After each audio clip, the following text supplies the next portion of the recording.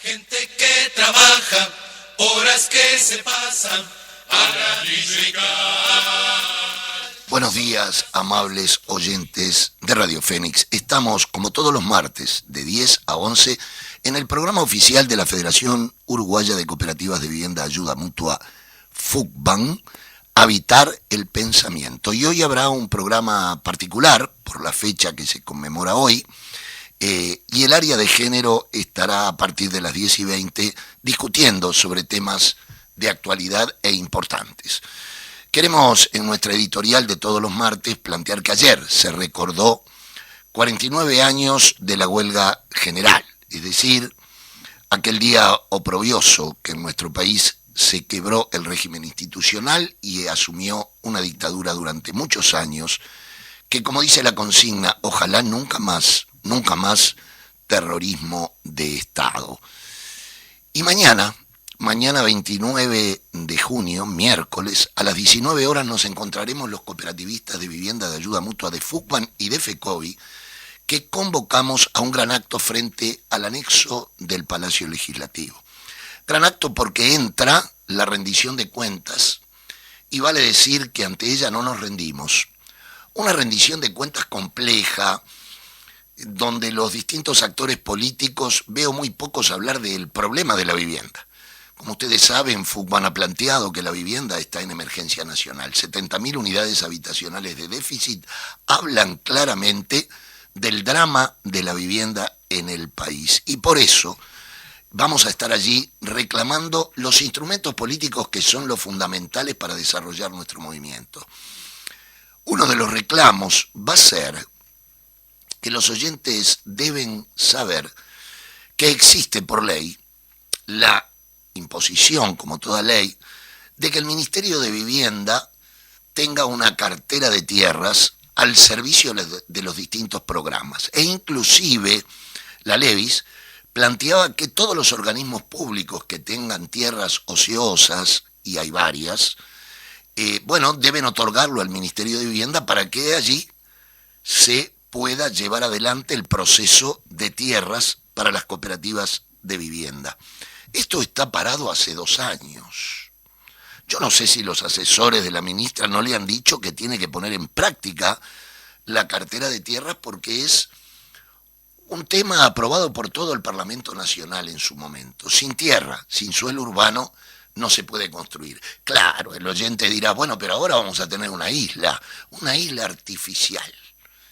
Bueno, parece que la isla viene muy mal, Ahí está naufragando esta isla, porque por suerte hay cada vez más voces que se oponen a esta barbarie ecológica y urbana que quieren algunos grandes inversionistas, obviamente, generar. Entonces, el reclamo de tierra para construir es fundamental. Hoy tenemos y contamos con algunas intendencias que tienen cartera de tierra, como es el caso de la de Montevideo, el caso de la de Mercedes, Soriano, San José, Paysandú, pero con ello no alcanza. Por eso los legisladores del periodo anterior plantearon la necesidad de tener una cartera de tierra a nivel nacional. Bueno, uno de los reclamos mañana va a estar enfocado en ello. También el 2%, que el 2% que está reclamándose desde el año 19 con una retención de pagos de las cooperativas de la reglamentación 2008 que tienen un interés del 5,22%, cuando hoy en día hasta la banca privada está dando préstamos a menos que ese número de interés. Bueno, la ministra nos ha dicho en más de una oportunidad que lo ve con buenos ojos, que se lo pasó una comisión lenta, muy lenta. Lleva 2 años estudiando el problema. Y este es un reclamo que tiene que ver con un problema económico de los cooperativistas de vivienda que luego de hacer cientos y miles de horas de ayuda mutua, sábado, domingo, de lunes a viernes, construyen viviendas adecuadas, dignas, como construimos los cooperativistas, pero se encuentran con un interés leonino, un interés que el legislador ya el 17 de diciembre de 1968, cuando se aprobó la Ley Nacional de Vivienda, preveía que el Estado no puede tener un interés usurero del 5,22. Bueno, la ministra dijo que lo ve con buenos ojos, pero con la mirada no nos alcanza. Lo que nos alcanzaría es que se firme de una vez por todas y resolvamos este problema, que es sumamente justo por lo económico que hablé y también porque no podemos tener dos movimientos cooperativos. Todas las cooperativas anteriores al 2008 pagamos nuestra amortización al 2%. Y fíjense, pasar del 2 al 5,22%, uno podría decir son 3,22. Sí, pero si lo llevamos a plata, en 25 años que pagamos el préstamo, son más o menos $35.000 más que va a tener que pagar un cooperativista si siguen con este interés leonino. El otro tema que ya raya en lo sádico, yo diría en lo sádico, sería para uno de los círculos de la Divina Comedia de Dante Alighieri, estaría en el infierno alguien que plantee, escuchen bien, que las cooperativas de vivienda por ayuda mutua debemos de pagar el impuesto al valor agregado de los materiales de construcción. Y la industria de la construcción, amparados en una nefasta ley que espero que algún día un senador o un diputado de este país diga paren con esto, porque en el último año, debe saber el oyente, quien nos está escuchando, que hemos exonerado a la industria de la construcción en $74 millones, porque estos muchachos no pagan ningún impuesto bajo el discurso de que generan trabajo. Ahora, ¿qué vivienda generan?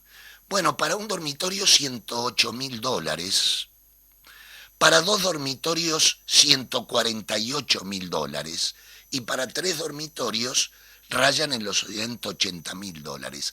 ¿Acaso algún oyente cree que las familias que están en el déficit habitacional, es decir, los que aún no han logrado un derecho humano fundamental como es el de la vivienda, pueden adquirir una vivienda de un dormitorio de $108.000?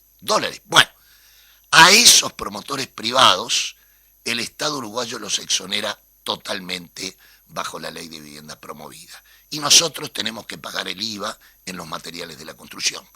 Bueno, allí estará planteado mañana también la exoneración del IVA para los materiales de construcción a las cooperativas de vivienda. Y el otro tema, fundamental. Hoy me desperté y leo la tapa de un diario y creí que estaba en otro país. Por ejemplo, me imaginé en Bélgica o en Suecia, que están primero y segundo en desarrollo humano. Porque leí que la ministra de Economía ha planteado que en el año 2022, que creo que es en este año, lo que falta de este año, vamos a tener 40.000 puestos de trabajo. Bueno, esto realmente me hizo pensar que estaba en otro país. Yo no sé con qué lentes ve Arbeleche este país.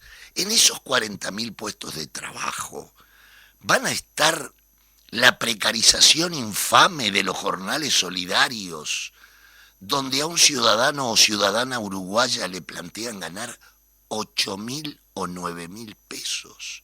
Por suerte no le descuentan el IRPF. Esos son los puestos de trabajo. ¿A qué se define como puesto de trabajo digno y adecuado? Esta infamia de pagarle 8.000 pesos a una persona que tiene que pagar el boleto, la luz, el agua, el alquiler, darle de comer a sus hijos, vestirlos y educarlos. Bueno, Arbeleche tendría que definir qué tipo de 40.000 puestos de trabajo, o serán como la precarización de estos muchachos de llame ya, porque ahora hay que llamar ya para todo. El otro día, uno de los trabajadores de llame ya le hurtaron la moto y el celular. Además de pasar el momento que nadie quiere pasar sobre el tema de la violencia ciudadana, fíjense que este trabajador se quedó sin herramientas de trabajo, porque la moto la tiene que poner él y el celular también. Lindo trabajo. Y son miles. Después la gente se queja porque andan muy rápido. Sepan que si llegan tarde, si ustedes llaman a estas empresas, vieron que les dice, algunas de ellas dicen, Bueno, y si llega tarde el muchacho, informe porque así no paga. Y bueno, ya es sancionado el muchacho. Entonces después criticamos que andan muy rápido. ¿Mm? Este tipo de trabajos debe borrarse de un país. Es vergonzoso que Uruguay se plantee como un puesto de trabajo digno este tipo de empleos. Ni hablemos del número de gente que está en situación de calle, que cada vez aumenta más. Pero parece que ya es parte de un paisaje urbano, parece que ya naturalizado está. Además, ayer nos quedamos muy contentos viendo el programa de La Voz, que un estudio magnífico, lo felicito realmente, pero que no dice los medios masivos de comunicación lo que tienen que decir. A mí me encantaría que un día fuera una inauguración de una cooperativa de vivienda, que nos mostraran algo más. Y después, el ministro del Interior que plantea ya la privatización de patrulleros. Esto es muy fuerte. Y lo dijo en este programa de los todólogos que hay, extraordinarios chefs que hoy hablan de política, de economía, de todo. Hablan de todo. Bueno, el otro día el ministro del Interior dijo que está pensando que era más conveniente tener empresas que pudieran dar los patrulleros y alquilarlas al ministerio. Si le sumamos a esto que ya la pobre AFE, que la destrozaron hace años desde el gobierno de Sanguinetti, ¿se acuerdan cuando se golpeó el pecho, cuando dijo como presidente nunca perdí un conflicto? Un presidente de la República que se jactaba de haber derrotado a los obreros en conflicto.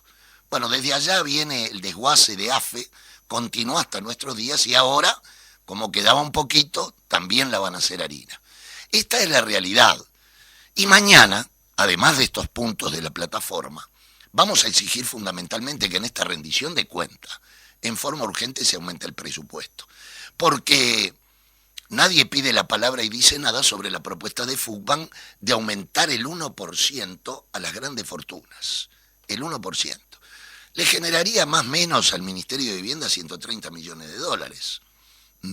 Pero ¿quién toca a los Maya Oro? ¿Quién se anima a tocar a los Maya Oro?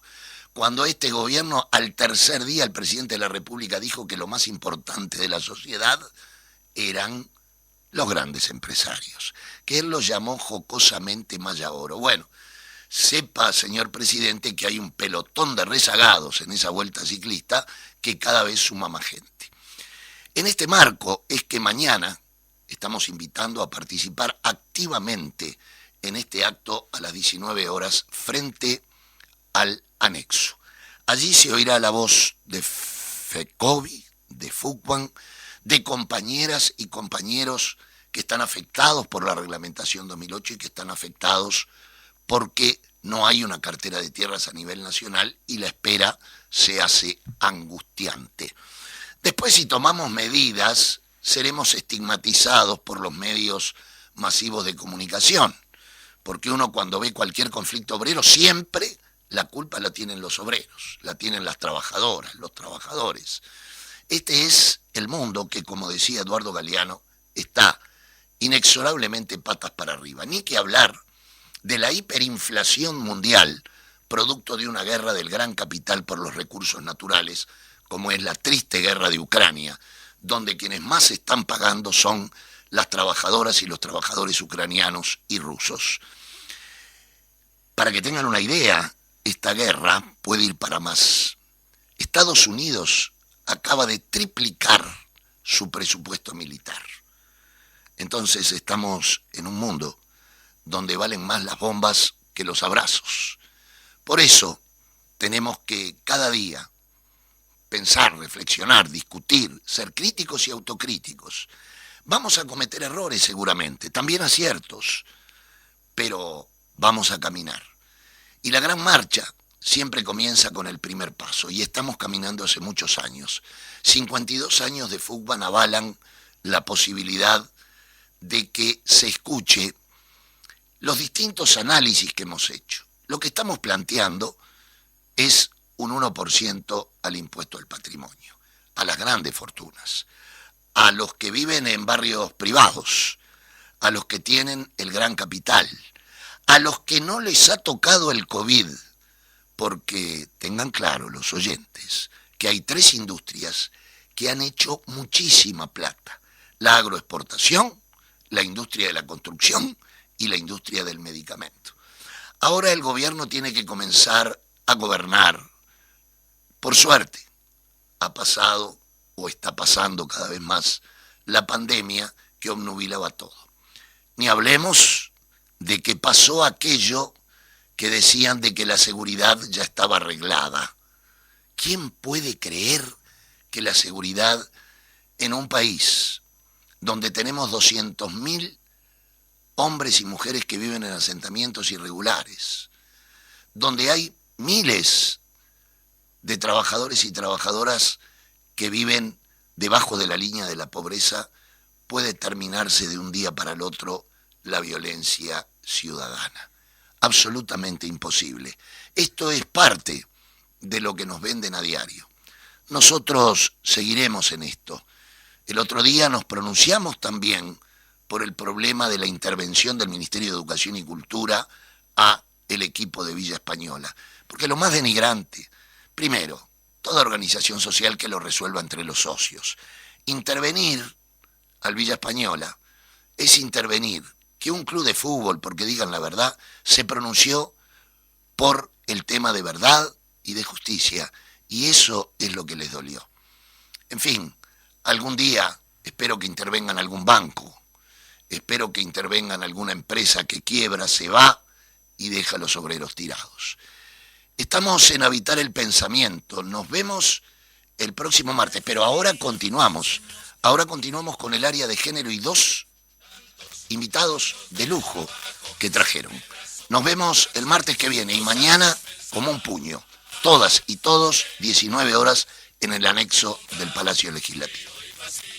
El salón comunal.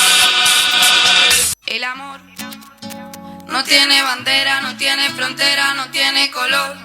Oh, el amor no entiende de idioma, no importa que os gusta, no tiene sabor. Va más allá del sexo, se lleva por dentro, se ofrece al resto. El amor es para sabias, no para necios, es para sanos, para aquellos momentos donde no quieres vivir. El amor es para compartir, es solidaridad. Traigan un platito más para el que no lo puede pagar. Es liberar o curar un animal, es caminar después de una enfermedad, hacer soñar con la música. La, la, la. Oh, la. Yo sé que no cena, pero que se podrá. Si crees en esto de verdad, costará, pero llegará. Sé que me equilibraré, tu amor me curará. El Día Internacional del Orgullo LGBT se celebra el 28 de junio debido a la conmemoración de los disturbios de Stonewall, Nueva York, Estados Unidos, ocurridos en el año 1969, que marcaron el inicio del movimiento de liberación homosexual actualmente LGBTQ+, encabezado por Marshall Johnson, mujer trans afroactivista. Ese día hubo una redada policial en el pub de Stonewall, situado en un barrio de Nueva York. Como respuesta, surgieron de forma espontánea diversas revueltas y manifestaciones que pretendían protestar contra un sistema que perseguía a las personas homosexuales. En la actualidad, en muchos países del mundo, la diversidad sexual está perseguida y criminalizada por parte de las leyes y las autoridades. El respeto a la diversidad sexual implica el derecho de las personas a vivir con libertad su orientación sexual e identidad de género sin temor a discriminaciones ni represalias. El Día Internacional del Orgullo LGBTQ consiste en una serie de eventos que los distintos colectivos realizan públicamente para luchar por la igualdad y la dignidad de las personas gays, lesbianas, bisexuales y transexuales.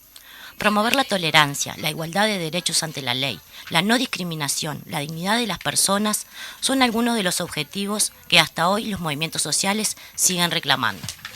Desde el área de género creemos que es importante en esta fecha reflexionar la vigencia de esta celebración, reivindicar el derecho de las personas a vivir con libertad su orientación sexual e identidad de género sin temor a ser discriminadas. Es por esto que hoy nos acompañan Josefina González, Mariana Álvarez y Mariana Serra. Muchas gracias. Bueno, acá estamos con las compañeras del área. Le damos la bienvenida a Josefina González, militante transfeminista, a Mariana Álvarez y Mariana Serra de la cooperativa 28 de junio. Bueno, bienvenidas. Muchas gracias. Muchas gracias por la invitación. Gracias. Buen día. Buen día. Bueno, bien. Pensamos ir arrancando con la primera pregunta, que es: ¿qué representa para ustedes el 28 de junio? Es un día de celebración, pero también es un día de lucha, creo yo, ¿no? Lo que tiene que ver con la conmemoración histórica, como bien lo expresó la compañera antes, este tiene como sus inicios allá por el 69, en lo que tiene que ver con Occidente, ¿no? No quiere decir que el mundo antes no tuviera estas expresiones en las diferentes y diversas culturas de todo el mundo. Pero en realidad lo que tiene que ver con el nacimiento de la lucha por los derechos civiles, económicos, culturales, nace en el 69 en Estados Unidos. Y a partir de ahí, bueno, fue que se organizó en el mundo entero y sobre todo en Occidente las primeras movilizaciones en defensa de estos derechos que tan ocultos estaban o tan oprimidos estaban, ¿no? Creo que tiene que ver con eso. El 28 es un día histórico, por eso es un día internacional. Y creo que también hay que rescatar dos figuras fundamentales, que lo vamos a ir hablando durante la jornada, pero fueron dos feminidades, como Marsha P. Johnson, como bien lo dijo la compañera, que era afro, que era travesti, que en ese tiempo no existía ese concepto. Y después la otra es Silvia Rivera, que es hija de puertorriqueños. Compañeras. No, para nosotras, como integrantes de esta cooperativa tan importante para nosotras, es un orgullo estar, o sea, como es más volver a decirlo, pero la importancia de esta fecha, para nosotros es muy importante poder visibilizar este colectivo y nada, y la verdad muy felices de poder estar hoy acá, invitada por el área de género de fútbol.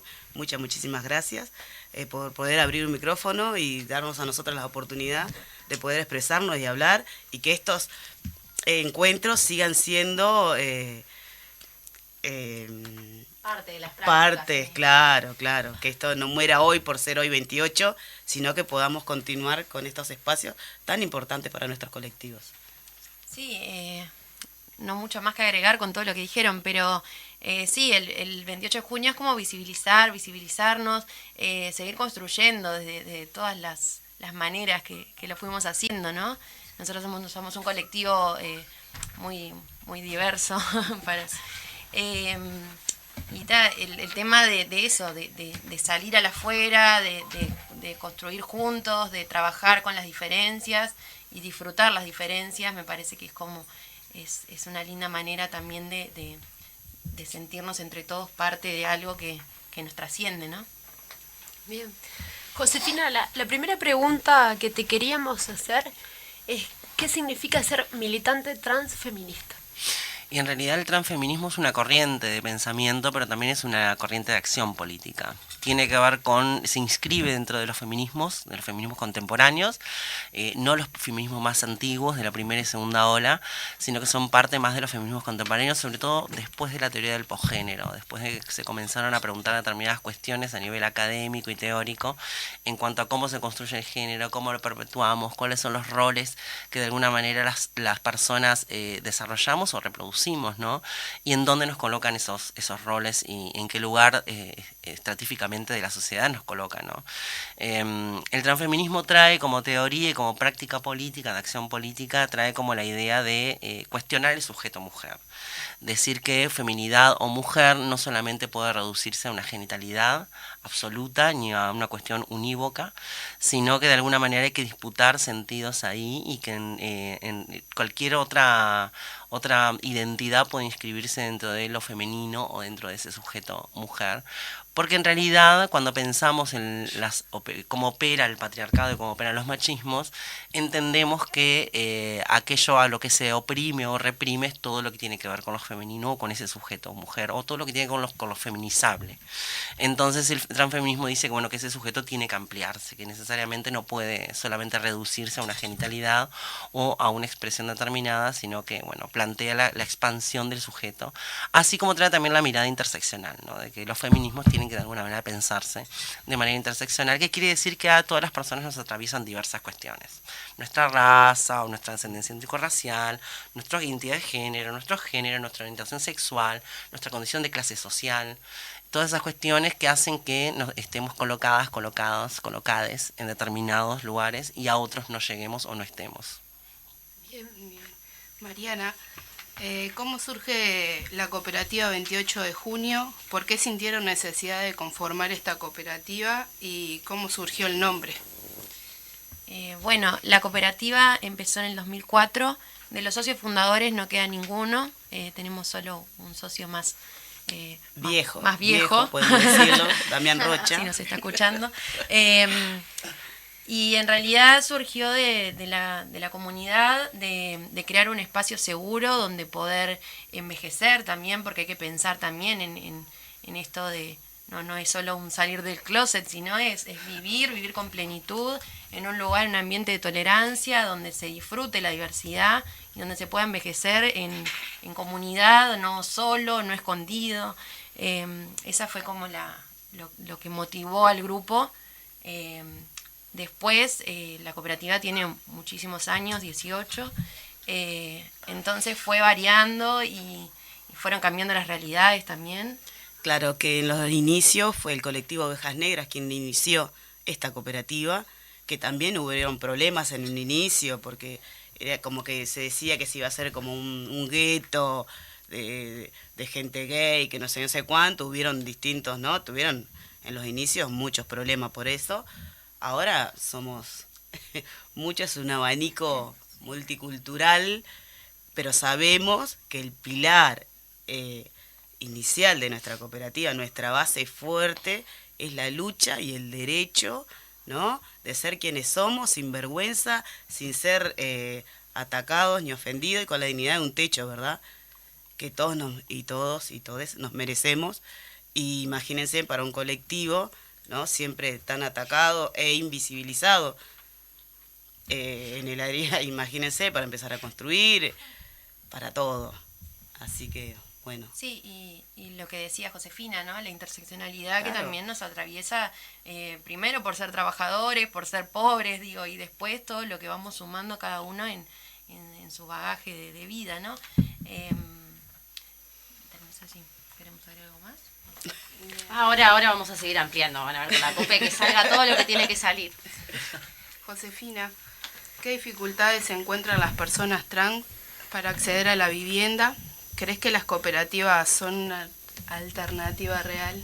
Puede ser una alternativa real. En realidad las dificultades son siempre las mismas, ¿no? El hecho de que si no accedes al mundo del trabajo, es imposible puedas sostener otras cuestiones, y eso tiene una cuestión más atrás todavía. En realidad tiene que ver con las oportunidades y con la formación, sobre todo con el acceso a la educación, por ejemplo. Creo que es toda una cadena, como nos pasa a todas las personas, que se nos inscribe desde muy pequeños, donde se nos inserta dentro de la institucionalidad, ¿no? Y creo que la primera institucionalidad es la familia. Entonces, si algunas personas son expulsadas o no pueden contenerse dentro de esa primera institución, que es la familia, muy difícil después puedan sostener otros espacios. Y tiene que ver con eso, las violencias, tiene que ver con las expulsiones tempranas, tiene que ver con... Venimos de ese rezago histórico, ¿no? Que los tiempos están cambiando, sí, están cambiando. Que las nuevas generaciones van a tener otras oportunidades, estamos trabajando para eso y creo que va a suceder. Pero todavía estamos con un rezago histórico de una generación más grande que no pudieron acceder a esos espacios o que no pudieron sostener tampoco esos lugares. Y eso tiene que ver con las violencias padecidas, tiene que ver con las expulsiones tempranas, tiene que ver con los desafectos, con los desabrazos, tiene que ver con todas esas cuestiones que hacen a lo humano y que muchas veces no pudimos trabajar y que no nos ha calado en lo profundo todavía. Si bien hoy en día está como un poco más permeable, hablamos libremente de estas cuestiones, podemos instalar determinados debates o determinados intercambios. Creo que todavía falta un montón en cuanto a, bueno, respetar realmente a las personas por lo que son, por quienes quieren ser, y abrir sobre todo las oportunidades y que todas y todos tengamos como las mismas oportunidades y que eso tenga que ver con nuestras aptitudes y con nuestras capacidades y no tenga que ver con otras cuestiones que pesen más que eso. Creo que fundamentalmente es eso, ¿no? Y en realidad la no accesibilidad al techo es una de las tantas no accesibilidades, sobre todo de las compañeras o de la población transgénero de este país, que históricamente no ha podido sostener y no ha podido sostenerse porque no les han abierto la puerta tampoco a ingresar a diferentes instituciones, entonces muy difícilmente puedan acceder a un techo, que creo que es lo que todo ser humano en sociedad aspira, ¿no? O necesita. Entonces ahí hay como un montón de otros ejemplos, como la mayoría de las compañeras que hoy en día siguen ejerciendo el trabajo sexual como única opción, por lo general terminan en casas de inquilinatos, en pensiones, en lugares que les alquilan y que muchas veces les alquilan a sobreprecio, ¿no? Porque saben a qué se dedican, entonces ahí hay como una viveza criolla, le llamaría yo, malintencionada, esto de cobrarte el doble, el triple o cobrarte un poco más. Pero lo mismo ha pasado históricamente en otros relatos, en acceder a un lápiz labial, por ejemplo, siempre se lo cobraron un poco más caro a las compañeras porque sabían para qué lo necesitaban, sabían que en realidad eran trabajadoras sexuales y además también pesaba aquello del estigma, ¿no? Hay relatos de compañeras argentinas, por ejemplo, que en los 90 iban a comprar a las tiendas de Buenos Aires o acá mismo en Montevideo también un labial y porque a la persona dueña de esa tienda o de ese negocio le parecía que esta persona ensuciaba el lugar, entre comillas, ¿no? O no era bienvenida o bienvenide, se lo expulsaba de esa manera, o directamente no te dejan entrar o te cobraban las cosas 3 veces más. Y eso también hace a las violencias, eso también se llama violencia, y creo que está bueno poder nombrarlo y poder decirlo. Entonces es como complejo poder expresar todas esas violencias, ¿no? Valga la redundancia. Pero bien, el techo me parece como algo que es fundamental, que es necesario, pero que todavía no estamos en tiempos del acceso real, porque tampoco hay políticas de Estado que logren trabajar el acceso real al techo, ¿no? Y sostener eso después. Creo que la viabilidad puede ser el tema de las cooperativas de vivienda, es una posibilidad, y bueno, hay que seguir articulando y trabajando ahí como para lograr que eso se materialice y se haga realidad. Sí, tal cual. Siguiendo un poco la misma línea de lo que venimos conversando, dentro de las luchas que los colectivos trans tienen actualmente, ¿cuáles son las reivindicaciones principales?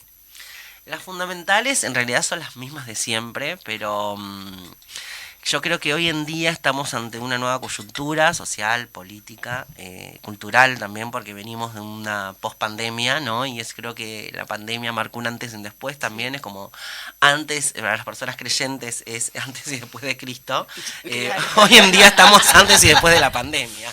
Claro. Entonces es como eso también, como que cambió mucho la coyuntura y afectaron las realidades también, ¿no? Creo que las pandemias nos afectó a todas las personas, sí. En nuestros afectos, en nuestras costumbres, en nuestros hábitos, en nuestros espacios, bueno, obviamente que las personas afectadas o vulneradas son doblemente afectadas, ¿no? Porque en realidad, si ya antes les costaba acceder a determinadas cuestiones, cuando esas cuestiones se ven afectadas o desaparecen directamente, como las políticas sociales, está muy difícil porque en realidad estamos como que no se sostienen en los mismos lugares, sino que caen un escalón más todavía. Entonces yo creo que las cuestiones que más reivindicamos hoy en día son el tema de la accesibilidad al mundo del trabajo como necesidad y como derecho, ¿no? Y acá voy a poner un ejemplo claro, que creo que todavía no se ha hablado a nivel público, que sucedió hace muy poco y que me parece que merece como un análisis crítico o un análisis o una mirada crítica. Hace muy poco nos enteramos de la noticia de una compañera trans que salvó a una chica de ser raptada en el Prado, allí en una avenida del Prado.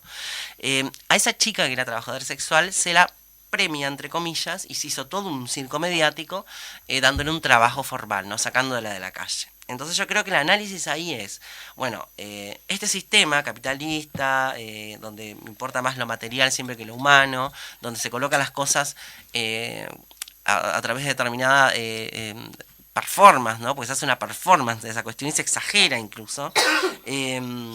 Nos deja como mensaje esta acción concreta, que en realidad si sos buena ciudadana, si salvás la vida de alguien, te premian y te dan un trabajo. ¿Y qué pasa con las otras, no? O sea, es lo que yo me pregunto. Las que quieren salir del trabajo sexual, ¿tienen que andar salvando gente por ahí para que les den trabajo? O sea, ese es el mensaje, ¿no? A costa de su vida. Yo creo que ese es el mensaje que los medios nos dieron en este tiempo a través de esa situación concreta, ¿no? Y creo que hay que agarrarlas con muchas pinzas a esa situación y que también no permitir que el trabajo se transforme en un premio, sino que el trabajo sea un derecho. Yo creo que ese es el análisis que hay que hacer y que en realidad no tiene que ser un premio porque salvemos a alguien, sino que tiene que ser un derecho de base y que tiene que ser un derecho equitativo y sobre todo general para todas las personas, no solamente porque le salves la vida a alguien, salvando las distancias y reconociendo la acción, ¿no? Porque yo aplaudo de pie a esa compañera que de alguna manera expuso su vida para salvar a otra persona, sobre todo una mujer en situación de violencia y situación casi de rapto, ¿no? Sí. Pero sí, realmente el trabajo no tiene que ser un premio, no tiene que ser un circo mediático tampoco, la cuestión de que qué bien que te portaste, qué linda que sos y mira cómo te premiamos. Sí, mira lo buena ciudadana que sos y mira lo lindos que somos nosotros porque te damos una oportunidad. Ese es el mensaje y es nefasto el mensaje que se dio con toda esta situación. Repito que saludo a esa compañera y la abrazo fuertísimo, pero no son estas las formas, no son estas las maneras. El trabajo no puede ser un premio nunca, siempre tiene que ser un derecho y creo que tenemos que caminar hacia eso. Y en realidad esa es nuestra reivindicación, ¿no? De que el trabajo sea un derecho y que tenga oportunidad de igualdad o igualdad de oportunidades sobre todo.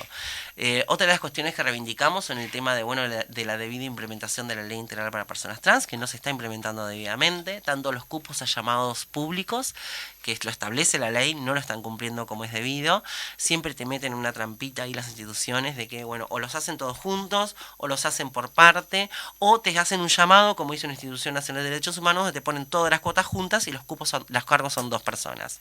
Entonces es imposible que cumplan con las cuotas, porque te ponen la cuota afro, la cuota trans y la cuota de discapacidad. Y los cargos son 2 personas. Entonces no van a cumplir con todas las cuotas. Entonces esas trampas que hace la institucionalidad hay que verlas con lentes de cerca y hay que cuidarlas muchísimo.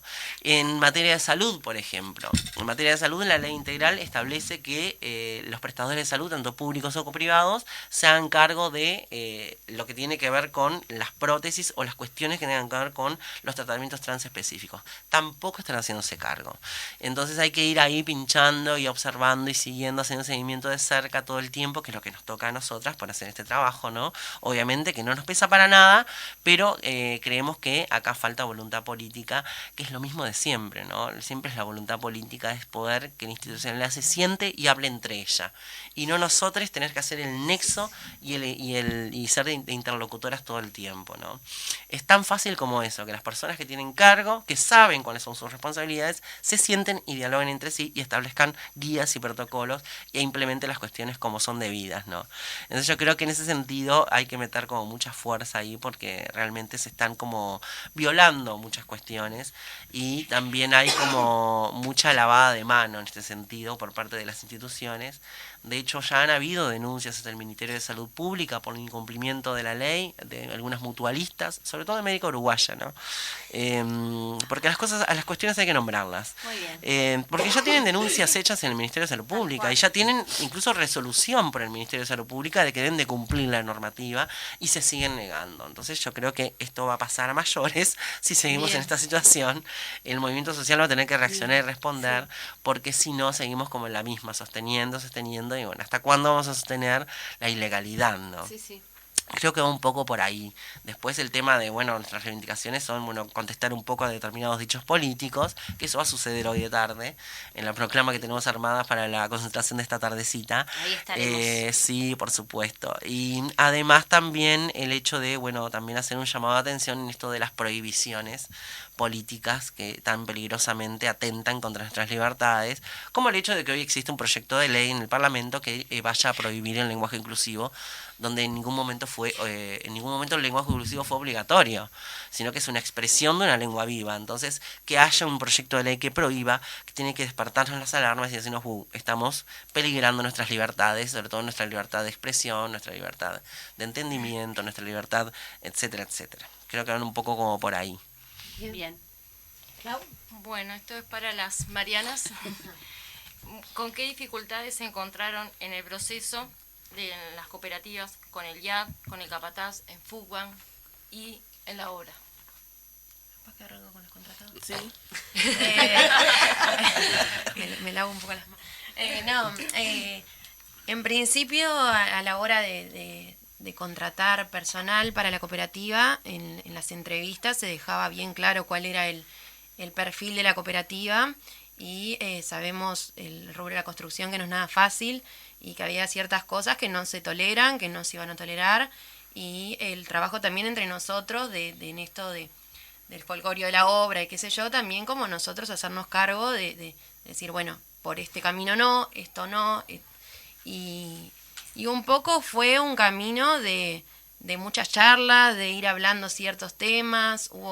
Era muy chistoso porque eran jornadas de obra donde hablábamos de feminismo, donde hablábamos de sexualidad, de todo, y era una cuestión de un aprendizaje, una deconstrucción constante. Mientras teníamos un martillo en la mano hablábamos de cosas, porque la ignorancia en realidad es el causante de los prejuicios, ¿no? Entonces, un poco el ir hablando de todo lo que nos atravesaba, ¿no? Porque somos personas muy diferentes todos en la cooperativa, entonces cada uno tenía que aportar desde su lado, y creo que fue un aprendizaje y un crecimiento entre todos, ¿no? Y que fue muy necesario, porque en el rubro de la construcción los chistes machistas, homofóbicos, son moneda corriente, y eso lo sabemos todos. Entonces, nada, fue un desaprender nosotros, porque también nosotros venimos de distintos lugares, sí, que es muy común y natural. Uno va aprendiendo en el transcurso, ¿no?, de nuestras vidas, de participar de distintos ámbitos, e ir aprendiendo, e ir también ayudando a otros a cómo son también las cosas, ¿no? Nos pasó con el IAT de tener también unos chistes machistas en un momento en una asamblea en Fugban, que también, nosotros como cooperativa, con nuestra bandera en alta y todo lo demás, y todo lo que queremos representar, ¿no? Y que en una asamblea se escuche un chiste machista, no estuvo bueno. Después, en otra instancia, un chiste homofóbico, y ahí dijimos, renunciamos, ¿qué hacemos nosotros adheridos a Fugban? Y ahí presentamos, fuimos, tuvimos reuniones, ida y vuelta. Por eso la necesidad también, ¿no?, de vernos desde... Con el área y con Dirección Nacional, ¿verdad? Sí, porque nosotros no íbamos a ir, porque sentíamos que no, o sea, eran un referente para nosotros, que por eso íbamos a las asambleas, a los IAT, a los plenarios, a todo, y sentimos que por eso, las instituciones también deben trabajar desde adentro. Primero adentro para salir a la afuera, para poder, porque si no esto no funciona, y nosotros necesitamos que la Fugban tenga presente todas estas áreas. El área de género, no a la homofobia, o sea, es necesario, es muy necesario, más porque están representando y ayudando a las cooperativas. Entonces digo, por eso para mí es muy valiosa esta instancia, y fui parte y soy parte del área de género, y me parece, y viviéndolo desde adentro, que nos falta mucho, Por eso la necesidad de estos espacios, de estar, de hablar, de entendernos, llegar a acuerdos, e ir educándonos, y también a su vez sacándonos cosas que, como ya dije antes, que ya traemos de otros lugares, de que son parte nuestra, que bueno, eduquémonos. No, agregar algo, que no podemos empezar una cooperativa pensando que la mujer no puede hacer peso, no puede levantar ciertas cosas, cuando en realidad somos más de la mitad de la cooperativa, mujeres, que somos las que hacemos la fuerza y que levantamos. Digo, obviamente es un aprendizaje progresivo, como es para todos, el que no tiene idea de obra, pero digo, no podemos desde el vamos arrancar pensando que la mujer no puede hacer ciertas cosas, porque es la que tiene que levantar. Me parece que es un poco y que nuestro movimiento fue pionero en incorporar compañeras a la obra, ¿no? O sea, al rubro de la construcción se incorporan las mujeres a partir de las obras cooperativas. Entonces, en ese sentido, el movimiento da un paso muy importante. Y se ha ido transformando cómo se organiza esa obra. porque nuestras obras no se organizan de la misma manera, porque es ayuda mutua, porque además hay muchas compañeras, porque los horarios no son de 8 horas, sino a veces haces 3 horas, haces 4 horas, haces 5 horas, vas un rato y por alguna razón de cuidadoso familiar te tenés que retirar, entonces cortás tu tarea. Entonces, bueno, son todos aspectos que se incorporan a la vida de la cooperativa, tal vez en uno de los momentos más importantes, más intensos, más fuertes, ¿no? Entonces, por eso era bien importante escucharlas hoy a ustedes y contar esta experiencia. Lo otro que le queríamos preguntar es, las cooperativas van cambiando, ¿no? A lo largo del tiempo se incorpora gente, se van compañeros y compañeras y eso va mutando en el colectivo. Bueno, ¿qué cosas ha cambiado? Cerrar obra, estar habitando, cómo es hoy si se quiere acercar un núcleo familiar o una persona a integrarse a la cooperativa, bueno, cómo trabajan eso a la interna de la cooperativa.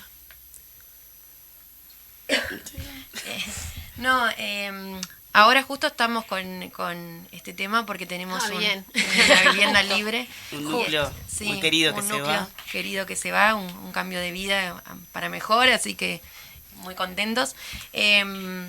Bueno, lo primero es, como decía Marian antes, del pilar de lo que es la cooperativa. Digo, nuestros inicios nos marcan y nos muestran el rumbo. La prioridad en el colectivo es la comunidad LGBTQ+. Y la prioridad para elegir un nuevo socio que entra va a ser esa. Después hay cosas que naturalmente son necesarias, como el dinero del ingreso, porque ya terminamos la obra, pero digo, lo primero que prima es que sea gente de la comunidad. Después, cómo ha cambiado el grupo en este tiempo. Bueno, contábamos de los orígenes. Nos ha pasado que en estos 18 años... creo que los últimos socios son número 54, somos 13 nosotros. Claro. Ha pasado mucha gente. Y en un momento pasó que quedó bastante vacía la cooperativa. También hubo cambio de terreno, porque el primer terreno que se le había dado a la cooperativa era una zona roja, la Ciudad Vieja, que en ese momento era zona roja, y fue una reivindicación también eso de decir, bueno, que estamos pidiendo un lugar seguro y nos están dando la zona roja, y ese terreno se rechazó, hubo mucha gente que se fue de la cooperativa, entonces también ayudó como al intercambio de personas y bueno, en el momento que entramos la mayoría, nosotras dos y muchos de los compañeros, fue cuando se abrió un poco, se hizo la apertura de que la cooperativa sea de la diversidad, pero no solo de la comunidad, y ahí entramos diferentes personas, grupos familiares, personas afro, se fue como ampliando un poco, pero nunca perdiendo la identidad de los inicios. Eso es como un poco lo que nos marca de los núcleos que vengan a integrar la cooperativa, como que sepan bien cuál es también nuestra bandera, ¿no? Y que hay luchas que tienen que ver con el acceso a la vivienda y la diversidad, que eso es una militancia que nosotros tenemos que continuar y que no es una elección eso nos trasciende y son como los dos rumbos que tenemos que seguir. Con la FUBAN de la mano, con la vivienda y con la comunidad, esos son como nuestros... Claro, no es que hicimos nuestras casas, cerramos las puertas, se terminó la una cooperativa militante. No. Sí. Entonces la necesidad es esa, ¿no? Del que viene, sí, vas a tener tu casa, tu techo, tu lugar seguro, pero acá hay una lucha, ¿no? Que la necesitamos y tenemos que estar de pie todo el tiempo, así que bueno, es un poco eso. Bueno, la obra no fue fácil, para todos, la verdad. Yo tengo una pregunta de la obra ahí, que no estaba en nuestro preguntómetro. Hágala. No, una vez hicimos un taller, el que hacemos anualmente, el encuentro de mujeres. En realidad no era taller, era el encuentro de mujeres cooperativistas. Y en el taller de obra surgió algo como la cofradía ahí masculina en la experiencia de su cooperativa. Esa cuestión de que a veces el oficial o el capataz, el idóneo en la obra, tenía esa cierta cofradía con el compañero y a veces no con la compañera. en la experiencia, ¿no? Que como disidencias ambos, igual así existía esa cuestión de complicidad entre lo masculino, o a ver, no sé si quieren ampliar ahí, si lo vivieron ustedes así o fue algo que surgió en ese encuentro. No, en realidad nosotros, la obra, digo, la pasamos bien. En general, claro. Por eso, era una cuestión de educarnos y educar y desaprendernos, es lo que vuelvo a repetir. Hemos traído tantas cosas vividas, ¿no? Y mal aprendidas de nuestra sociedad machista y mucho más, ¿no? Que entonces, claro, fue un desconstruirnos para rearmarnos. Y ahí en esa rearmada, aprender y los contratados, que es lo que te digo, del área de la construcción, muy machista, con esos chistes horribles. Entonces, claro, nosotros un aprender de todo el tiempo y desde la construcción, ¿no? A ver, los baños, que el ministerio te exige un baño para hombre, un baño para mujer. Nosotros teníamos 2 baños porque reglamentariamente tienen que estar, pero no había una cuestión de que este baño para la nena, este baño del varón. Claro. Ejemplo, ¿se entiende? Sí. O sea, esas cosas ya desde adentro hacíamos como una revolución. Y hay pila de cosas y planteos que de nuestro colectivo queremos. No, y generamos un vínculo. Tampoco teníamos tantos contratados, porque al ser una cooperativa chica, digo, teníamos pocos contratados. Pocos fondos. Y sí. Y generamos un vínculo también. Sí, muy siempre bueno. fue desde el respeto y eso, aprendiendo y retroalimentándonos entre todos, ¿no? Bien, nos quedan 2 minutos. Sí. Es que justo teníamos una pregunta para Josefina, 2 minutos. 2 minutos, José. Porque justo era, bueno, en realidad está la de la ley integral, ya lo dijiste, así que ni te lo preguntamos. Pero en la entrevista anterior estuvieron hablando con Tuana sobre la explotación sexual, las redes de trata y la prostitución. Sí. ¿Cómo atraviesan ustedes el tema de las personas trans y cómo conviven las violencias sexuales? Es un tema presente. Es muy largo, pero... Es muy largo. No es un tema presente, algo que tenemos como pendiente en profundizar sobre todo, porque en realidad, y creo que todavía estamos como muy atrás para problematizar, eso es lo que yo trato de explicar siempre. En realidad quienes podemos a veces como preguntarnos en qué lugar estamos y problematizar sobre eso y poder activar un trabajo político a partir de eso, somos muy contadas las personas que logramos hacer eso. La gran mayoría de nuestras compañeras todavía están como muy atrás en el tiempo de poder preguntarse determinadas cuestiones o poder mínimamente organizarse para buscar respuestas a esas cuestiones. Entonces yo creo que la trata y la explotación es un tema que nos importa, que nos atraviesa, pero que todavía no hemos podido trabajar en profundidad, dado que nos cuesta tanto sostener organización. Creo que eso es una realidad que nos pasa a muchas de nosotras y mucho más a las compañeras que están en situación de trabajo sexual, les pasa de que no se acercan a organizaciones sociales, de que no sostienen espacio. Y tiene que ver con el sostener el día a día, ¿no? Que se les hace un poco difícil, casi imposible. Entonces creo que pasa un poco por ahí, pero es un tema que tenemos ahí sobre la mesa y que nos preocupa un montón, porque en realidad tenemos compañeras que fueron víctimas de trata, que fueron víctimas de explotación, y muchas de nosotras venimos de esos lugares también, porque muchas de las que comenzaron el trabajo sexual lo comenzaron siendo menores de edad. Entonces también ahí hubo explotación sexual. Y eso es algo que no podemos negar y es parte de nuestra realidad. Así que es un tema que tenemos que realmente seguir profundizando. Y nada, les voy a dar la palabra para después, antes de despedirnos, voy a pasar el chivo de la actividad de hoy. Pasa el chivo porque ya nos despedimos, así que sí, bueno, nos vemos hoy en Plaza Libertad. A partir de las 18:30 vamos a estar ahí generando una actividad a los 30 años de la primera concentración por los derechos de las diversidades o de las disidencias en nuestro país. La primera concentración fue en el año 92 a cargo de HU, Homosexuales Unidos, que pusieron un pasacalle. Eran unas poquitas personas que pusieron un pasacalle en Plaza Libertad que decía basta de discriminación en el año 92. En el año 93 fue la primera marcha en nuestro país y fue en Plaza Libertad también. Así que este año conmemoramos los 30 años de la primera concentración y el año que viene vamos a conmemorar los 30 años de la primera marcha en nuestro país por los derechos de las disidencias sexogenéricas o sexoidentitarias. Muy bien, José, ahí estaremos acompañando con los casquitos violetas, como siempre. Agradecerles a las compañeras, a las Marianas, a Josefina, agradecer el espacio. A la cooperativa 28 de junio. Y bueno, nos estaremos encontrando próximamente, pero no creo como programa, sino como podcast. Así que bueno, estaremos compartiendo. Abrazo. Y no el final.